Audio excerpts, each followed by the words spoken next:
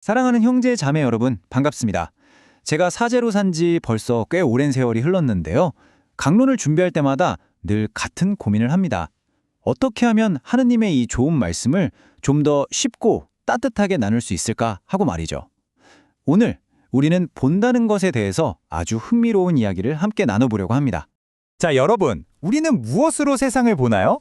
당연히 눈으로 보죠. 그런데요, 오늘 복음에 나오는 태어날 때부터 앞을 보지 못했던 한 사람의 이야기를 가만히 들어보면 말입니다. 우리가 세상을 보는 눈이 딱 한 가지만 있는 게 아니구나 하는 걸 알게 된답니다. 참 재미있는 이야기니까 한번 귀를 기울여 보세요. 이 사람의 치유 이야기가 정말 특별한 건요. 눈을 한 번에 번쩍 하고 뜬 게 아니라는 점이에요. 마치 갓난아기가 세상을 하나씩 배워가듯이 아주 천천히 단계를 밟아가면서 더 깊고 새로운 세상을 보게 되는 하나의 긴 여정 같았거든요. 사람들이 눈을 뜨게 된 그에게 막 물어봤겠죠. 아니, 도대체 어떻게 된 일이야? 그러자 그가 아주 간단하게 대답합니다.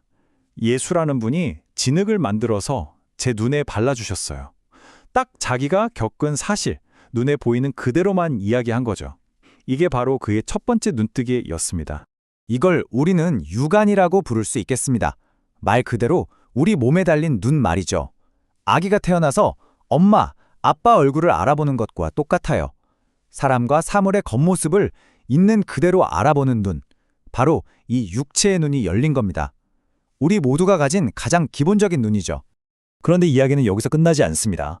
바리사이들이 와서 막 따지듯이 물으니까 그의 대답이 조금 달라져요. 그분은 예언자이십니다. 라고 말이죠. 어때요? 이제 그냥 예수라는 사람이 아니라 그분이 어떤 분인지 생각하기 시작했어요. 한 단계 더 깊이 보게 된 겁니다.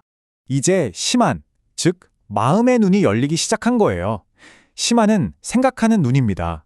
겉모습 너머에 있는 의미를 헤아려 보는 눈이죠. 저 사람은 왜 저런 말을 할까? 이 사건은 나에게 어떤 의미가 있을까? 하고 깊이 생각하는 눈. 편견 없이 사물의 본질을 보려고 하는 지혜의 눈이라고 할 수 있습니다. 혹시 어린 왕자 이야기 아시나요? 거기서 그러잖아요. 가장 중요한 건 눈에 보이지 않아. 사랑, 우정, 믿음 같은 정말 소중한 것들은 우리 육체의 눈으로는 볼 수가 없잖아요? 오직 마음의 눈, 바로 이 심한으로만 느끼고 볼 수 있는 것들이죠. 그리고 마침내 예수님께서 그를 다시 찾아오셨을 때 그의 기나긴 여정이 완성됩니다. 그는 예수님 앞에 엎드려서 이렇게 고백해요. 주님, 저는 믿습니다. 이 한마디에 모든 것이 다 담겨 있었습니다. 이것이 바로 영혼의 눈이 활짝 열리는 순간입니다. 영화는요, 모든 것 안에서 하느님을 발견하는 믿음의 눈이에요. 길가에 핀 작은 꽃 한 송이에서도, 이웃이 건네는 따뜻한 말 한마디에서도 하느님의 사랑과 그 숨결을 느끼는 눈, 그는 이제 단순히 앞을 보게 된 것을 넘어서 하느님을 보는 사람이 된 것입니다. 그런데 참 안타깝게도 말이죠. 오늘 복음에는 두 눈을 멀쩡히 뜨고 있으면서도 정작 아무것도 보지 못하는 사람들도 등장합니다. 바로 그렇게 똑똑하다고 자부했던 바리사이들이었습니다. 여기 표를 한번 보실까요? 앞을 못 보던 사람은 육체의 눈에서 시작해서 영혼의 눈으로 나아가면서 빛을 얻었지만 바리사이들은 완벽한 육체의 눈을 가지고도 오히려 진실을 외면하고 스스로 어둠 속에 갇히고 맙니다. 참 아이러니하지 않나요? 그들은 왜 보지 못했을까요? 바로 혈안이 되었기 때문입니다. 우리도 왜 너무 화가 나거나 미움에 사로잡히면 눈에 보이는 게 없다고 하잖아요?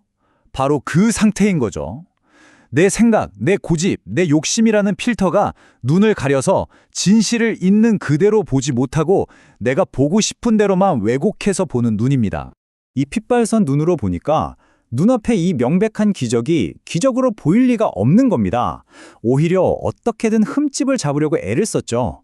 기적을 믿지 않고 사람들을 윽박지르고 예수님을 죄인으로 몰고 심지어 이제 막 빛을 보게 된 사람마저 죄인이라면서 내쫓아버렸습니다.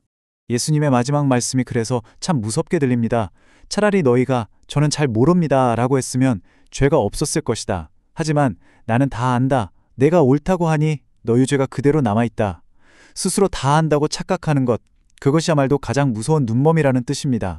자, 이제 남의 이야기가 아니라 우리 자신의 이야기를 해볼 시간입니다. 사랑하는 형제 자매 여러분, 오늘 우리는 과연 어떤 눈으로 내 가족을, 내 이웃을, 그리고 이 세상을 바라보고 있습니까? 우리의 신앙 여정도 꼭 이 눈을 뜨는 과정과 같아요. 처음엔 그저 주일에 성당에 나오는 육안의 신앙에서 기도와 말씀을 통해서 삶의 의미를 깨닫는 심안의 신앙으로, 그리고 마침내 내 삶의 모든 순간에 함께 하시는 주님을 느끼는 영안의 신앙으로 우리도 성장해 가야 합니다. 이 네 가지 눈이 세상을 어떻게 다르게 보는지 한번 정리해 볼까요? 육안은 그저 먹고 사는 경쟁의 세상으로 보고, 심안은 그 안에서 의미를 찾아가는 세상으로 봅니다. 그리고 영안은 하느님의 사랑이 가득한 세상으로 보죠. 반면에 혈안은 모든 것을 미움과 불평의 눈으로만 볼 뿐입니다. 신앙생활이라는 건 완성이 아니에요.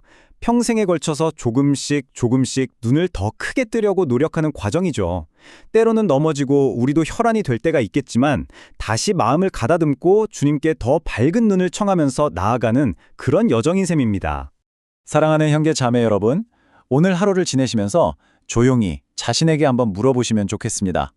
나의 눈은 지금 무엇을 보고 있는가? 부디 우리의 눈이 미움과 편견으로 가득 찬 혈안이 아니라 모든 것 안에서 기쁨과 감사를 발견하는 영안이 되기를 주님의 이름으로 기도합니다. 아멘.